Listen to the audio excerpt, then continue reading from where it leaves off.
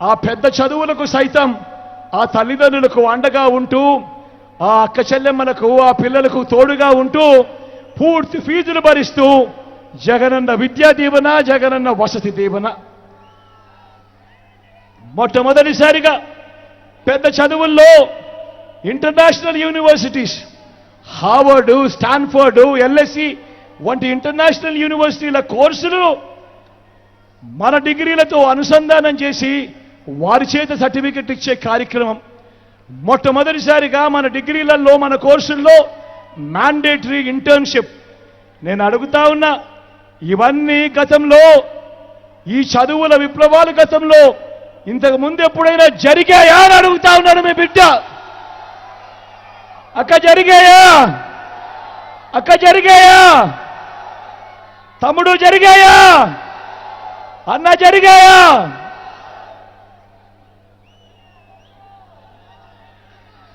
అక్క చెల్లెమ్మను తమ కాళ్ళ మీద తాము నిలబడేట్టుగా ప్రతి అక్క చెల్లెమ్మ కూడా తన ఇంటిని తాను నడిపే పరిస్థితిలోకి రావాలి అని ఆ అక్క చెల్లెమ్మలకు తోడుగా ఉంటూ ఆ అక్క చెల్లెమ్మలకు ఆసరా, ఆ అక్క చెల్లెమ్మలకు 0 వడ్డీ, అదే అక్క చెల్లెమ్మను నడిపిస్తూ ఆ అక్క చెల్లెమ్మలకు ఒక చేయూత, ఆ అక్క చెల్లెమ్మలకు ఒక కాపు నేస్తం, ఆ అక్క చెల్లెమ్మలకు ఒక ఈబీసీ నేస్తం, ఆ అక్క చెల్లెమ్మల పేరిటే ఏకంగా 31 లక్షల ఇళ్ల పట్టాల రిజిస్ట్రేషన్ అక్క చెల్లెమ్మల పేరిటే.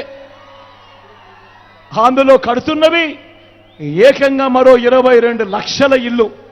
నేను అడుగుతా ఉన్నా ఈరోజు మీ బిడ్డగా, ఇంతకు ముందు ఎప్పుడైనా కూడా అక్క చెల్లెమ్మలకు ఇంతగా తోడుగా ఉన్న ప్రభుత్వం ఇన్ని పథకాలు తీసుకొచ్చిన పథకం గతంలో ఎప్పుడైనా జరిగిందా అని అడుగుతా ఉన్నాడు మీ బిడ్డ. ఏమక్క గతంలో ఎప్పుడైనా జరిగిందా? ఓ ఆసరా ఉన్నదా? ఓ చేయూత ఉన్నదా? ఓ 0 వడ్డీ ఉన్నదా?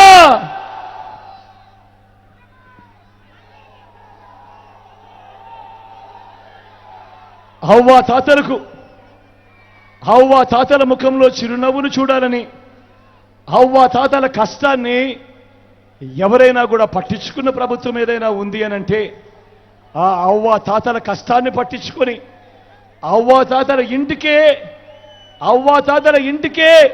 3,000 రూపాయల పెన్షన్ నేరుగా అవ్వా తాతల ఇంటికే. అవ్వా తాతల ఇంటి వద్దకే, ఆ ఇంటి వద్దకే పౌర సేవలు, ఆ ఇంటి వద్దకే పథకాలు, ఆ ఇంటి వద్దకే రేషన్. నేను అడుగుతా ఉన్నా, ఇలా ఇంటి వద్దకే పెన్షన్, ఇంటి వద్దకే రేషన్, ఇంటి వద్దకే పౌర సేవలు, ఇంటి వద్దకే పథకాలు నేరుగా తలుపు తట్టి మీ దగ్గరికే వచ్చిన పరిస్థితులు గతంలో ఎప్పుడైనా జరిగాయా అని అడుగుతా ఉన్నాను మీ బిడ్డ. జరిగాయాక? జరిగాయా పెద్దమ్మా? జరిగాయా తమ్ముడు? జరిగాయా తమ్ముడు? రైతన్నను మొట్టమొదటిసారిగా చెయ్యి పట్టుకొని నడిపిస్తూ ఆ రైతన్నకు పెట్టుబడికి సహాయంగా ఓ రైతు భరోసా, ఆ రైతన్నకు తోడుగా ఉంటూ రైతన్నలకు ఉచిత పంటల బీమా, సీజన్ ముగిసేలోగే రైతన్నకు ఇన్పుట్ సబ్సిడీ, పగటి పూటే రైతన్నకు 9 గంటల పాటు ఉచిత విద్యుత్, గ్రామంలోనే రైతన్నను చేయి పట్టుకొని నడిపిస్తూ గ్రామంలోనే ఓ ఆర్బీకే వ్యవస్థ. నేను అడుగుతా ఉన్నా, నేను ఏదైతే చెప్పానో రైతన్న కొరకు ఏదైతే చెప్పానో ఆర్బీకే వ్యవస్థతో సహా గతంలో ఎప్పుడైనా ఉన్నాయా, జరిగాయా అని అడుగుతా ఉన్నాడు మీ బిడ్డ. స్వయం ఉపాధికి తోడుగా ఉంటూ గతంలో ఎప్పుడూ జరగని విధంగా ఆటో డ్రైవర్ అన్నలకు, టాక్సీ డ్రైవర్ అన్నలకు, వాహన మిత్ర నేతన్నలకు నేతన్న నేస్తం, మత్స్యకారులకు మత్స్యకార భరోసా, ఓ తోడు ఓ చేదోడుతో చిరు వ్యాపారాలకు, శ్రమజీవులకు అండగా, చివరికి లాయర్లకు కూడా లా నేస్తం. ఇలా స్వయం ఉపాధికి ఇంతగా తోడుగా ఉన్న ప్రభుత్వం గతంలో ఎప్పుడైనా ఉందా అని అడుగుతా ఉన్నాడు మీ బిడ్డ. పేదవాడు అప్పులు పాలయ్యే పరిస్థితి రాకూడదు, వైద్యం అందని పరిస్థితిలోకి ఆ పేదవాడు పోకూడదు అని విస్తరించిన ఆరోగ్యశ్రీ, 25 లక్షల దాకా ఉచితంగా ఆరోగ్యశ్రీ, పేదవాడికి ఆపరేషన్ అయిన తర్వాత కూడా రెస్ట్ పీరియడ్లో కూడా ఓ ఆరోగ్య ఆసరా, గ్రామంలోనే ఆ పేదవాడికి తోడుగా ఓ విలేజ్ క్లినిక్, గ్రామానికే ఒక ఫ్యామిలీ డాక్టర్, ఇంటింటికి వచ్చి జల్లెడ పడుతూ ఓ ఆరోగ్య సురక్ష. నేను అడుగుతా ఉన్నా, ఇంతగా పేదవాడి ఆరోగ్యం పట్ల ధ్యాస పెట్టిన ప్రభుత్వం గతంలో ఎప్పుడైనా చూశారా అని అడుగుతా ఉన్నాడు మీ బిడ్డ. వీటి అన్నింటికీ తోడు ఏ గ్రామానికి వెళ్ళినా కూడా 600 రకాల సేవలు అందిస్తా ఉన్న ఓ గ్రామ సచివాలయం అక్కడే కనిపిస్తుంది. 60-70 ఇళ్లకు ఇంటికే వచ్చే వాలంటీర్ సేవలు గ్రామంలోనే అందుబాటులో ఉన్నాయి. అదే గ్రామంలో 4 అడుగులు వేస్తే రైతన్నను చేయబట్టుకొని నడిపిస్తూ ఓ ఆర్బీకే వ్యవస్థ, అదే గ్రామంలో మరో 4 అడుగులు వేస్తే ఓ విలేజ్ క్లినిక్, అదే గ్రామంలో మరో 4 అడుగులు వేస్తే అక్కడే నాడు నేడుతో బాగుపడ్డ ఇంగ్లీష్ మీడియం బడి అక్కడే మన గ్రామంలోనే కనిపిస్తుంది.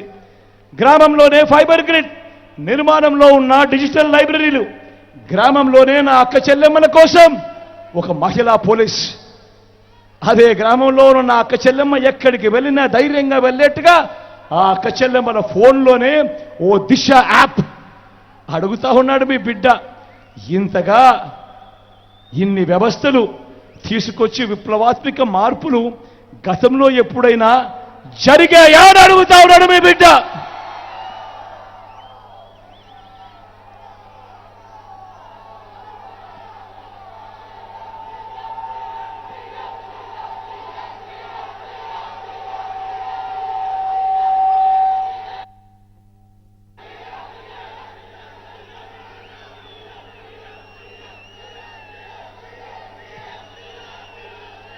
ఇంతవరకు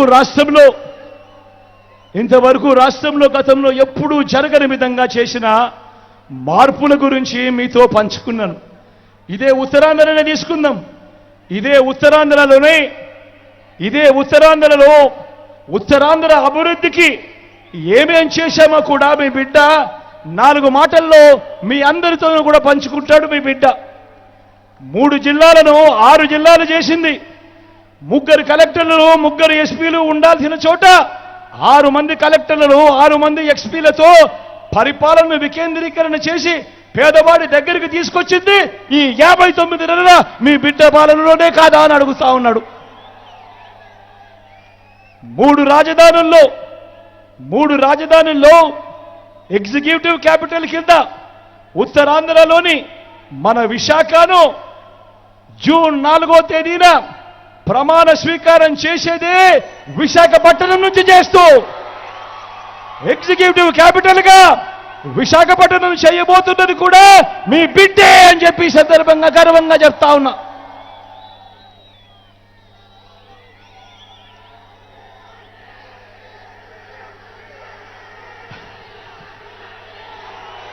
ఇదే శ్రీకాకుళంలో గతంలో ఎప్పుడూ కూడా జరగని విధంగా, గతంలో ఎప్పుడు చూడని విధంగా ఇదే శ్రీకాకుళం జిల్లాలో ఏకంగా 4,400 కోట్ల రూపాయలతో మూలపేట దగ్గర పోర్టు వాయువేగంతో ఈరోజు పనులు జరుగుతూ ఉన్నాయనంటే కారణం మీ బిడ్డగా దాని అడుగుతా ఉన్నాడు. ఇదే శ్రీకాకుళంలోనే బుడగట్లపాలెం, మంచినీళ్లపేటలో 2 ఫిషింగ్ హార్బర్లు వస్తూ ఉన్నాయి. పూడిమడకలో ఉత్తరాంధ్రలో మరో ఫిషింగ్ హార్బర్ వస్తూ ఉంది. ఫిష్ ల్యాండింగ్ సెంటర్లు నిర్మిస్తూ ఉన్నాం. భోగాపురం అంతర్జాతీయ విమానాశ్రయం ఉరుకులు పరుగులతో వాయువేగంతో ఈరోజు పనులు కనిపిస్తూ ఉన్నాయి జరుగుతూ. భోగాపురం నుంచి విశాఖపట్నం నుంచి భోగాపురంకు పోయేందుకు 6 లేన్ల రహదారిని కూడా నిర్మించబోతా ఉన్నది కూడా మీ బిడ్డ పాలనలోనే. అదాని డేటా సెంటర్, ఇన్ఫోసిస్ మొదలైనది కూడా మనందరి ప్రభుత్వంలోనే. దశాబ్దాలుగా ఉన్న ఉద్దానం సమస్య మీ అందరికీ కూడా తెలిసిన సమస్యే. ఉద్దానం సమస్య దశాబ్దాలుగా ఉంది.